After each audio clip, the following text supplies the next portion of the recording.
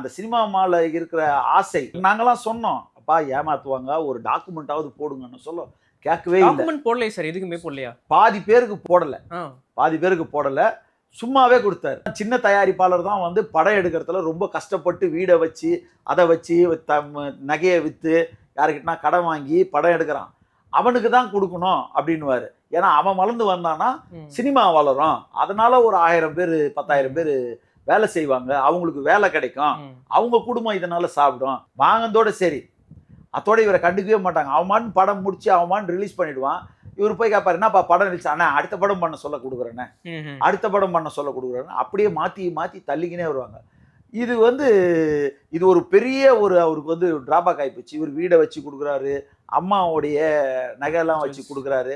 அப்போ அதுக்கு interest கட்டணும்ல. 22 corona முடியுது பாருங்க, கொரோனா முடிஞ்சு ஆரம்பிக்குது சினிமா. அப்போ வந்து ஒரு பெரிய நஷ்டத்துல இருந்து படம் பாதியில் நிற்கிறவங்களுக்குலாம் கொடுத்தாரு.